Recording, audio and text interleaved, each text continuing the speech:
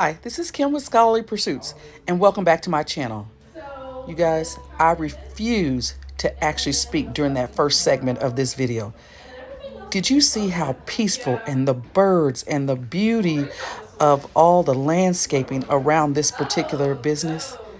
I couldn't ruin it just by talking through it. So if you do nothing else when you visit this salt works in Charleston, West Virginia, make sure you just spend some time just sitting outside, taking it all in, relaxing from the rush to and fro that our normal days take, and just be.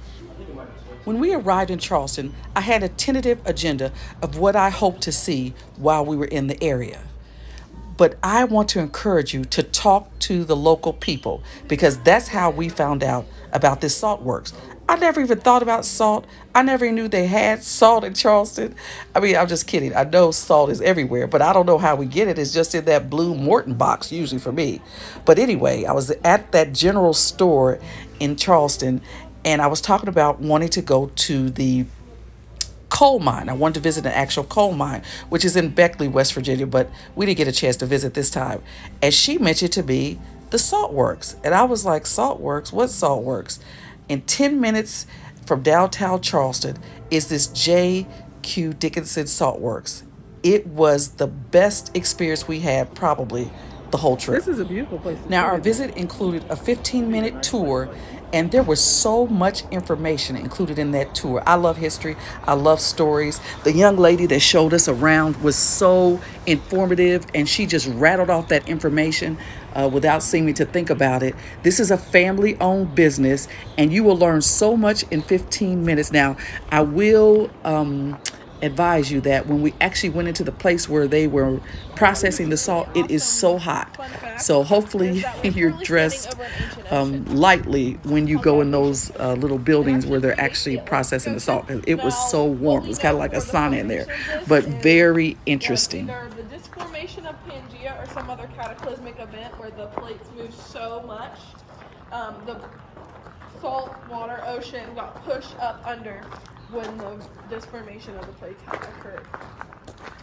So it also runs along our fresh waters and it creates a brine right on top of the ocean. That's the water that we use to collect and pump out of the earth to create our salt. You get to see the whole entire process.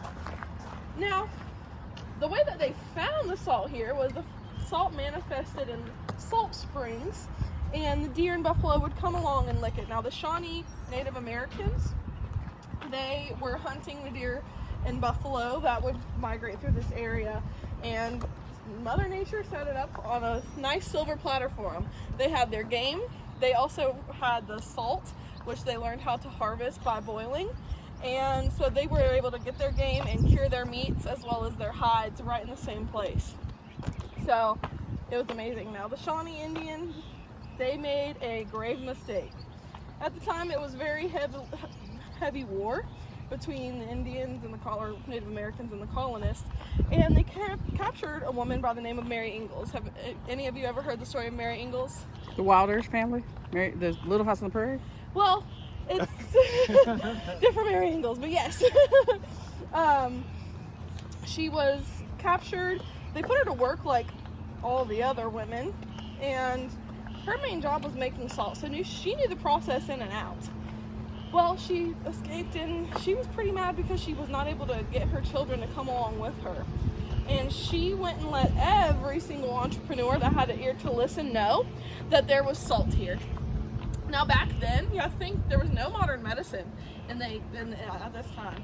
There was no refrigeration. Salt was everything. Salt was how you preserved your meats. Salt was how you cured wounds. Salt did it all. And it also did dye. They would use it for dyeing processes as well. So people flooded into this area. Now, our entrepreneur and patron was William Dickinson. He came here in 1835. The first thing he did in this area was establish the city of Quincy, which is about 10 to 15 miles that way. And then he came to this plot of land and started the tumultuous task of building his first well. Now, while this was, we'll stop right here at this line. You can see the original barn back there in Silo. At this time, it was still part of Virginia. So there was no West Virginia at that time. And it was also, while we're not proud of the history, it was intensive enslaved labor. So on this property alone, it said that they had to at least up to 500 slaves were at the peak of their operation. In this valley, it was about 5,000. 5,000 slaves to 30,000 residents. So it was the industry at the time. There was no coal yet, no coal industry.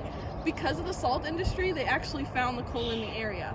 How that occurred was the timbering that they did so intensely to keep the fires boiling, or fires going to boil the salt brine to create the salt.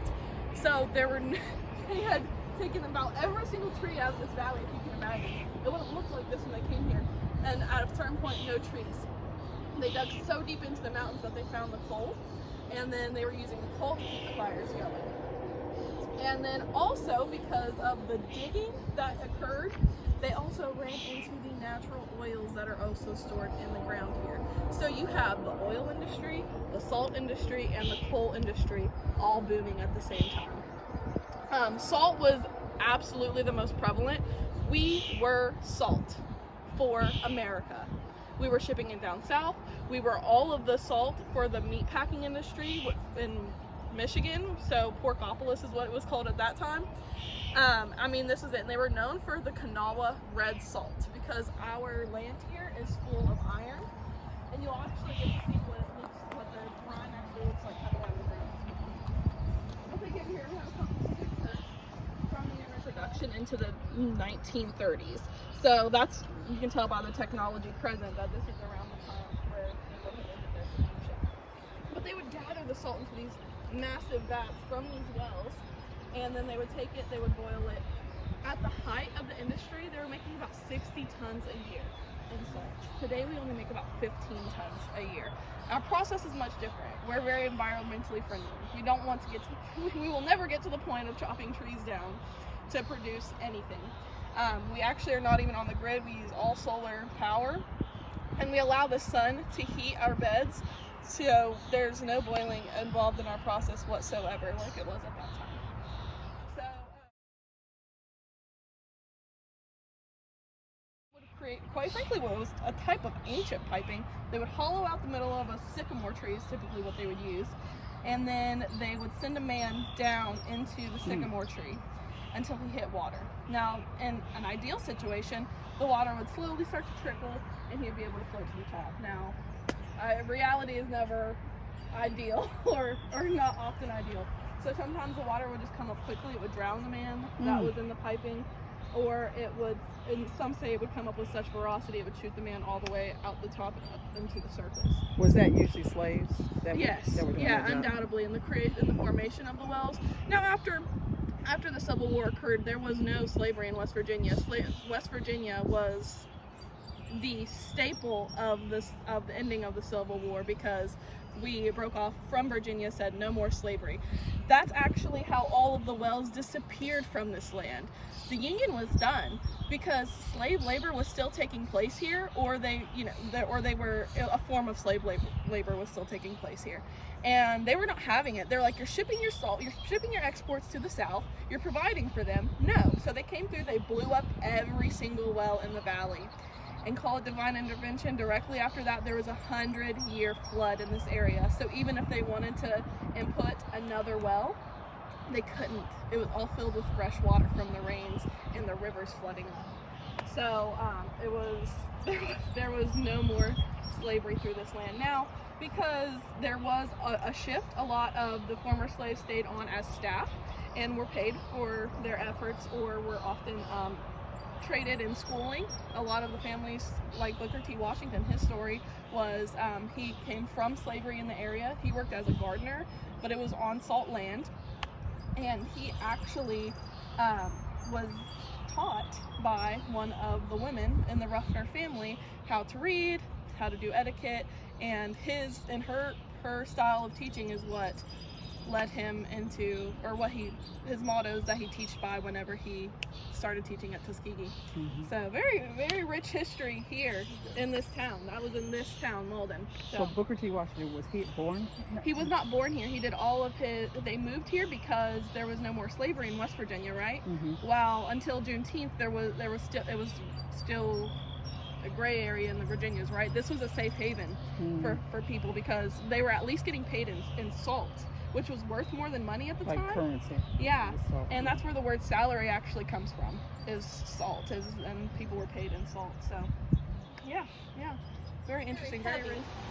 And so it actually creates a much clearer brine that we're able to work with. And this brine, we pump into these beds. So out of the ground, it comes in here at 4% salinity. And you guys can follow through either side. And we come in and we check this with a refractor every single morning and test the salinity.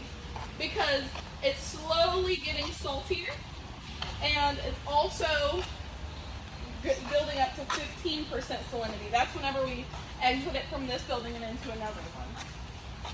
Now there's also something else happening during this process. Any other sediment, and the most prevailing sediment in this or material is calcium chloride. It's settling to the bottom. On the bottom you can kind of see there's a grainy look. That's the calcium carbonate. And we want that out of our salt because it's going to make it bitter. It also gives it a discoloration, like a brownish discoloration that we don't want in our salt. We want our salt to be sparkling white.